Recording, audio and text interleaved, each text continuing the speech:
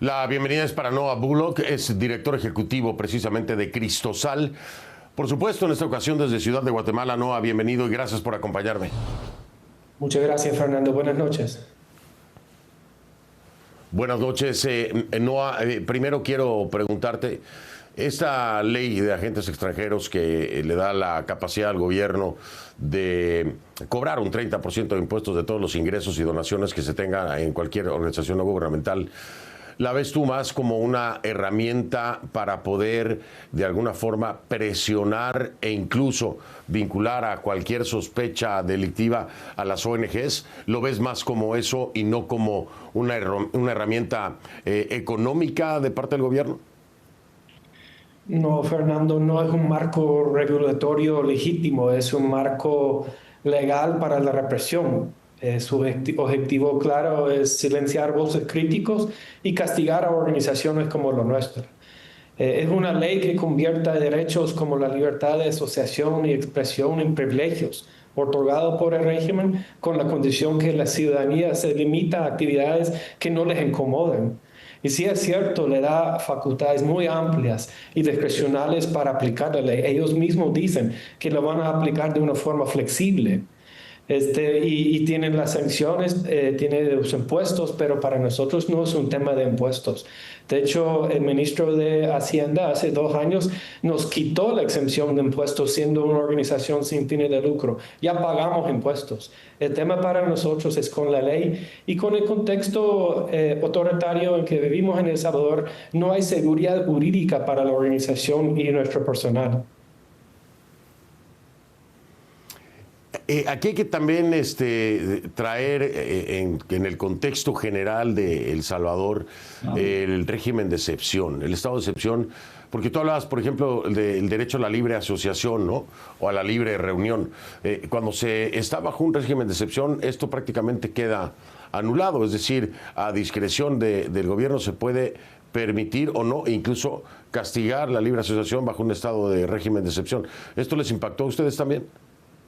Mira, el estado de excepción es una medida ya permanente y como usted sabe, más de 86,000 personas han sido detenidos y estas personas no han tenido acceso a sus familias ni sus defensores han sido en efecto desaparecidos en los centros penales. Entonces, a lo largo de 3 años de un estado de excepción, no le queda la más mínima duda a la gente en El Salvador que el gobierno puede detener a quien quiera y no hay ninguna institución que les puede proteger. Pero además se suspende el derecho a un juicio. Es decir, hay muchas garantías que se suspenden en un régimen de excepción. Ahora, aquí hay antecedente de detenciones a defensores de derechos humanos. Está el caso de Ruth también, por supuesto, que los impacta directamente. Se sigue hablando de esta presunta lista en la que habría ciertos nombres susceptibles a ser detenidos en algún momento. ¿Tú tienes conocimiento de esta lista, Noah? ¿Hay alguna información concreta? ¿Es mera especulación? ¿Cómo calificamos este rumor que se ha venido escuchando a través del tiempo? Sí, es difícil cuando estamos en un ambiente de tanta opacidad, ¿verdad? Que los rumores empiezan a cobrar un peso muy grande. Los rumores de las listas negras han generado un clima de terror, combinado con visitas intimidatorios a nuestros hogares y los hogares de periodistas. Y creo que también las capturas mandan un mensaje muy claro de que las personas que tienen voces críticas, que piensen diferente al régimen, pueden ser castigados incluso con la cárcel. En muchas de las declaraciones que escuché yo a través del tiempo del presidente Nayib Bukele, pareciera que las organizaciones defensoras de derechos humanos se convirtieron en una especie de enemigos de gobierno, enemigos directamente de Nayib Bukele. ¿Ustedes lo percibieron así también? Sí, el presidente tiene una visión profundamente equivocada sobre los derechos humanos, Fernando. Plantea de que son agendas globalistas o una conspiración de la cooperación internacional, pero en realidad son sueños y aspiraciones propios de las personas. En El Salvador, la gente que defiende derechos humanos lo hacen porque su vida y su libertad depende de ellos. y la represión, las leyes punitivas, los estados de excepción no le va a detener y a nosotros tampoco. Pero le preguntaba, Noa, en algunas de las declaraciones que hacen el día de hoy, hablan de el régimen de los hermanos Bukele. ¿En qué contexto hacen esta declaración, mi estimado Noa? Sí, Fernando, pues hay muchas personas que nos gobiernan en El Salvador que no nos quieren dar la cara. Estamos moviendo a una época de gobiernos de élites familiares. Hay parientes del presidente y sus hermanos, por ejemplo, que tienen roles diplomáticos. Fue reportado en medios, por ejemplo, que fue un hermano del presidente Bukele quien negoció con el gobierno de Estados Unidos el trato en que se desaparecieron migrantes en el famoso SECO y le ofreció a Estados Unidos un descuento si regresan miembros de la Mara Salvatrucha que pudo tener conocimiento sobre el pacto que tiene con el gobierno. También vemos que son familiares del presidente Bukele quienes son los privilegiados en los grandes proyectos de desarrollo que se están impulsando en el país. Entonces, por esa razón decimos de que no es un régimen de una sola persona, es un régimen que opera y favorece a un grupo familiar o varios grupos familiares. Me viene un paralelismo a la mente, no sé, es el mismo que tengas tú, Noa, alguna referencia de algún país con una historia parecida que tengas en mente. Mira, yo creo que no nos tenemos que ir lejos. Como dije hace poco, estamos regresando a los sistemas políticos autoritarios del pasado de El Salvador. Y plantea el presidente que es algo nuevo, un modelo moderno, pero en realidad vemos estos paralelismos con los dictadores de El Salvador y su pasado. Y también estamos preocupados, de hecho, una de las razones que hemos estado muy preocupados observar estos patrones, porque los gobiernos autoritarios del pasado solo han llevado a la corrupción y a la violación masiva de derechos humanos y en algunos casos conflictos.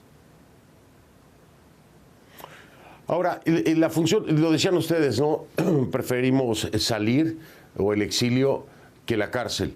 Pero ¿cómo va a ser ahora la función de Cristosal fuera de El Salvador? ¿No complica esto la operación? Y te lo pregunto, no en un afán de desacreditar la capacidad que pueda tener Cristosal, sino que una de las grandes pérdidas cuando ocurre esto es que hay un momento en el que se bloquea el monitoreo de derechos humanos en algún país, es decir, se queda a ciegas porque casi todos salen huyendo y entonces no hay quien haga rendir cuentas o por lo menos pueda dar información de la situación de derechos humanos.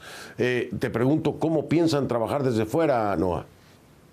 Sí, Fernando, estamos nosotros en el momento poniendo la prioridad en la protección de la organización y su gente. Y eso incluye a Ruth López y los demás defensores de derechos humanos que están presos. No les servimos de nada si nosotros también estamos presos.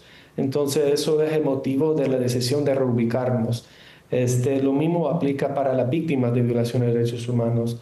Lo podemos servir mejor estando afuera que estando constantemente siendo criminalizado y atacado en El Salvador. Ahora bien, obviamente estamos en un momento de adaptación. Y bueno, en El Salvador, por lo menos en contextos autoritarios como El Salvador, en que el presidente puede dictar cómo van a ser las cosas, todo puede cambiar de un día a otro. Entonces hemos estado adaptando constantemente y creo que vamos a adaptar y adaptar para continuar. Y no van a proceder de alguna forma, porque esto es importante saberlo, van a proceder de alguna forma a nivel legal, con instancias internacionales, para darle forma a esto, pues en documentos que queden asentados en algún fuero que tenga repercusión o capacidad de determinar algo. ¿Van a hacer algo ustedes en torno a esto? Nosotros consideramos de que nuestro acompañamiento a víctimas en El Salvador ha permitido activar la justicia en El Salvador en varios temas: la corrupción, la tortura, la desaparición, las desapariciones forzadas, Y por supuesto, las muertes de personas en custodia del Estado. Nosotros hemos documentado y verificado más de 400 personas fallecidas en manos de las autoridades. Ahora el tema de justicia está en las manos de las autoridades también, pero las víctimas tienen derecho también a escalar a instancias internacionales a buscar justicia. Y en ese sentido, Cristosal está comprometido a acompañar a las víctimas hasta donde sea necesario. Recuerda que en el caso de Mozote, que es un masacre que ocurrió hace más de 40 años, las víctimas han estado exigiendo justicia desde hace 40 años. Y creemos de que la verdad y la justicia pues son derechos que no se prescriben en tiempo. Así es, no deberían nunca de prescribir. Noa, muchas gracias por tu tiempo. Estamos en comunicación, por supuesto. Aquí la puerta abierta. Seguimos en espera de respuesta por parte del gobierno de Bukele o del propio presidente Bukele. Quiero decirlo, cada vez que pedimos una respuesta o consulta al gobierno de Bukele a través de las vías oficiales, nunca, y lo digo, nunca, presidente Bukele, se nos da una respuesta. Nunca. Ojalá y para esto también puedan dar una respuesta. ¿Ah? Noa Bullock, director ejecutivo de Cristosal desde Guatemala. Gracias, Noa. Buenas noches. Buenas noches. Muchas gracias, Fernando. Al contrario, gracias a ti.